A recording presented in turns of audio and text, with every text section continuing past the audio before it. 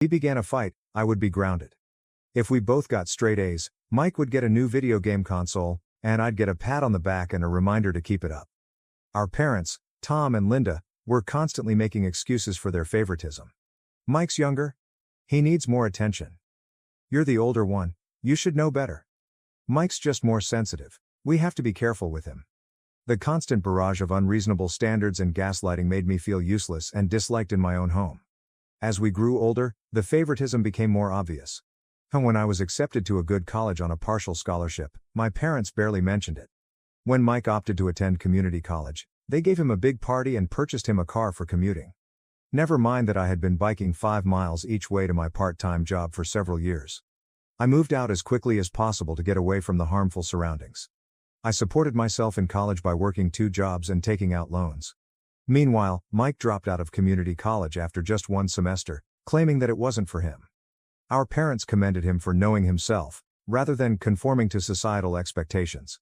They even backed his string of unsuccessful business projects over the years, regardless of how badly planned or hopeless they were. No matter how much distance I tried to build, my family was always able to pull me back in. Holiday dinners were a nightmare of subtle insults and less than subtle comparisons. Are you still in that entry-level position? Well, Mike is thinking of starting another business. He's very entrepreneurial. Never mind that I was slowly developing a secure job while Mike squandered our parents' retirement savings. Despite everything, I attempted to keep contact with Mike. He was still my brother after all. However, it was always one-sided. I'd reach out to connect, but he'd either ignore me or find a way to make the conversation competitive. If I was promoted, Mike would suddenly have a large opportunity come up. If I began dating someone, Mike would undoubtedly be in a serious relationship. I met Sarah while trying to reunite with Mike. She was a friend of one of Mike's brief romantic relationships, and we hit it off right away. Sarah was everything I wanted in a partner: intelligent, amusing, caring, and breathtakingly gorgeous.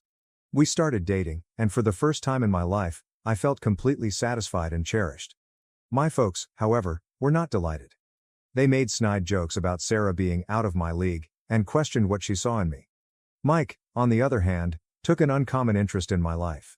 He was always asking about Sarah, wanting to know everything about her. At the moment, I was simply relieved that he appeared to be interested in something in my life. Looking back, I should have seen the red flags. Sarah and I moved in together after a year of dating, and it was great. We both had successful careers, traveled much, and discussed our future plans. For the first time, I began to believe that I could have the life I had always desired. A successful profession, a loving partner, and possibly children someday. On our 4th anniversary, I proposed to Sarah. It wasn't anything extravagant, just a nice supper at home and a moving speech. I was overjoyed when she said yes. We planned on having a long engagement and taking our time planning the wedding. We weren't in a hurry, we had our entire lives ahead of us, or so I believed. When we informed my family of our engagement, their emotions were diverse, to say the least. My mother put on a fake smile and said, "Oh, how nice," in a tone that implied it was anything but. My father grunted and said, "Good luck with that," before returning to his television. Mike had the oddest reaction. He congratulated us, but his smile was unnerving, almost predatory. I disregarded it at the time, attributing it to my own fears. The following year was dominated by wedding preparations and job stress. Sarah and I were both working hard hours to save for our wedding and a down payment on a home. We weren't seeing each other as much as we used to, but I figured it was simply a phase. Every relationship has difficulties, right? Looking back, I should have noticed the symptoms. Sarah became distant, always on her phone, smiling at texts she dismissed as coming from work friends. She began going out more with her friends, returning home late and smelling of booze and cologne. I still trusted her entirely. I never imagined her cheating, let alone with my own brother. Sarah began to behave strangely a few months ago. She was temperamental, angry, and frequently nauseated. I was excited about the chance that she was pregnant. We hadn't been trying, but we had discussed having children someday. I began brainstorming methods to help her, such as nursery colors and baby names. Then, one night, she sat me down, tears running down her cheeks, and delivered the bombshell. She was pregnant, but the baby was not mine. I was stunned. Yes, we hadn't been intimate much lately because of our tight schedules, but I never anticipated her to cheat. When I asked who the father was, she broke down and muttered, "It's Mike." My entire universe came crumbling down at that point. Everything I thought I knew, everything I had based my existence on, was shattered. I couldn't breathe or think because I was overcome with feelings of betrayal and grief. Sarah attempted to explain, her words falling out between sobs. Apparently, it began during our engagement party. Mike had approached her, saying she was making a mistake by marrying me. He used her weaknesses, telling her she deserved better and that he could offer her everything I couldn't. It wasn't a one-time event, they'd been having an affair for months. I kicked Sarah out that night. I couldn't stomach looking at her or being in the same room as the lady who had deceived me so totally. She begged me to forgive her, saying it was a mistake and she loved me. But all I could think about was how many times she had lied to me, slept with my brother, and done so while wearing the ring I had given her. After Sarah departed, I confronted Mike. I can't recall what I said. It was all a swirl of wrath and pain. At first, he tried to dismiss it as a drunken mistake that didn't mean anything. But when I questioned him, he grew defensive, saying, "Well, maybe if you'd been a better fiancé, she wouldn't have come to me." I saw red. I got in my car and headed to his apartment, intending to make him regret what he said. I'm not sure what I was planning to accomplish, but when I arrived, our parents were already present. Mike presumably called them first, telling them about Sarah seducing him and apologizing. And you know what? They believed him. They always do. My mother immediately began lecturing me about forgiveness and family, while my father stood there with his arms crossed, obviously disappointed in me but not in his beloved Mike. I tried to explain what had happened, but they refused to listen. They kept encouraging me to forgive Mike and support Sarah during her pregnancy because family comes first. I lost it. Years of pent-up hatred and anger finally came out. I told them how I felt about their strange sense of dedication, how they had always preferred Mike over me and had never taken my side or backed me. I informed Mike that he was no longer my brother, that he had died for me. I told my parents they could have the son they'd always wanted because they no longer had me. I stormed away, ignoring their shouts and pleads. I traveled for hours without a destination in mind, simply wanting to get away from everything and everyone. When I finally arrived home, I saw dozens of missed calls and messages. Sarah begged for another opportunity, and Mike alternated between apologies and accusations. Most of the messages, however, came from my parents, who demanded that I grow up and make amends. I disregarded them all. I rarely ate or slept. I called out of work, using up all of my vacation days. I couldn't face anyone or bear the thought of explaining what had happened. I just sat in my apartment, going over every detail of my relationship with Sarah and every encounter with Mike, trying to find out where I went wrong. It has been 3 months now. To cope with everything, I moved to a new apartment, changed my phone number, and began treatment. But my family refuses to quit up. Despite my efforts to break off communication, they continue to intrude into my life. They've started coming up at my office, hoping to ambush me and demand a reconciliation. My mother approaches me in the parking lot, sobbing about how I'm tearing the family apart. My father leaves scathing voicemail messages, imploring me to man up and forgive Mike. Mike himself has attempted to approach me multiple times, but I have managed to dodge him thus far. They've even used flying monkeys, extended family members dressed as concerned parties, to guilt-trip me into forgiving Mike.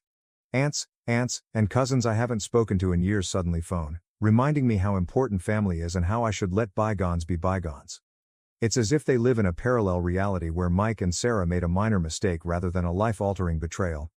I received a message from Sarah yesterday. She is keeping the baby and intends to co-parent with Mike. And guess what? My parents are pleased to become grandparents, conveniently ignoring the circumstances and the disparaging remarks they made about Sarah when she was with me. The letter was filled with apologies and explanations, including how she and Mike found real love amidst this horrific scenario. She even had the nerve to say that she hopes we can all become friends someday, for the sake of the child. I am at my wit's end. Part of me wants to break all links, relocate to another state, change my identity, and start again somewhere no one knows about this mess. But another part of me is so angry that I want to stay and fight, to show them how twisted the situation is. I do not know what to do. This betrayal has affected every aspect of my life. I cannot take being alone with my thoughts. I haven't even considered dating again because the thought of trusting someone like that scares me. I've also lost friends as a result of this.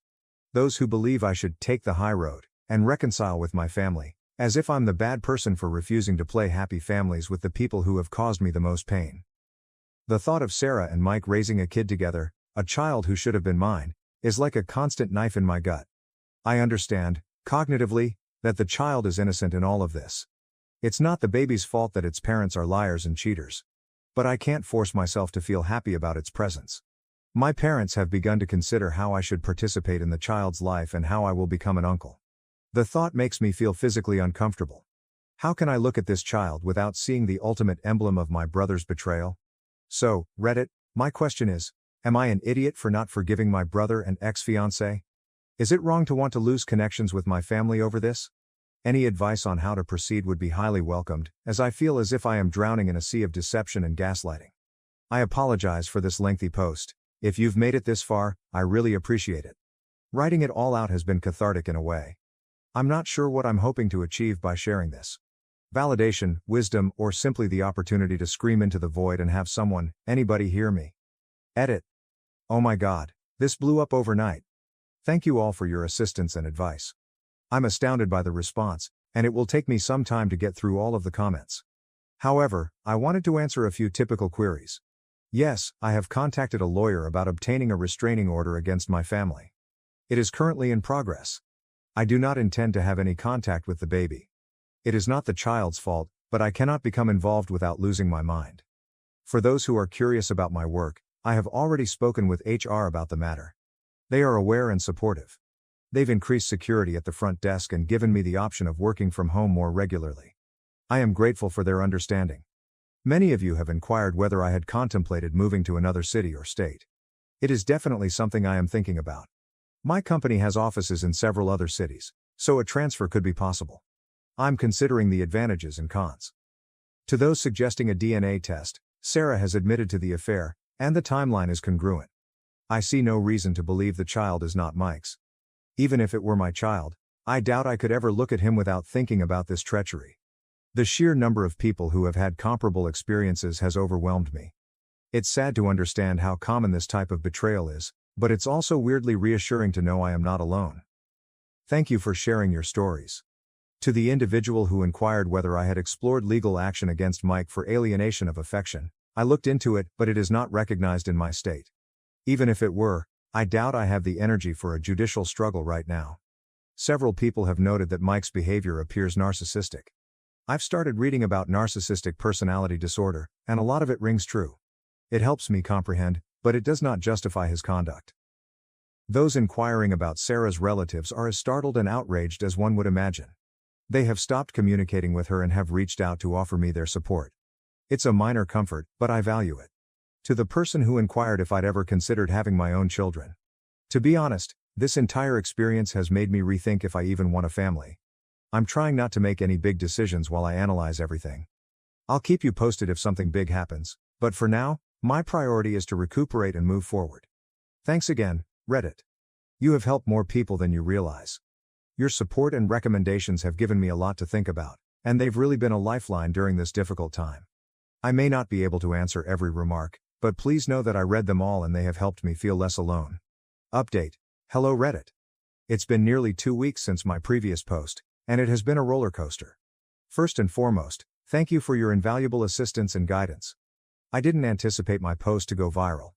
Reading through all of your answers has been upsetting and somehow reassuring. It's disturbing how regular this type of deception is. The past few weeks have been really hard. Remember how I mentioned that I was working on getting a restraining order? That became a tremendous ordeal. My lawyer had filed the papers, and we had a hearing planned.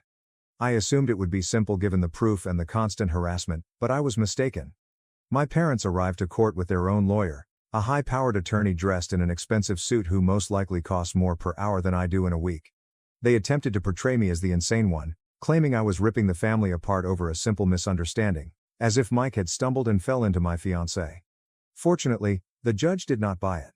She issued the restraining order against Mike and my parents, but only after my mother sobbed in court and my father stared at me as if I had committed murder.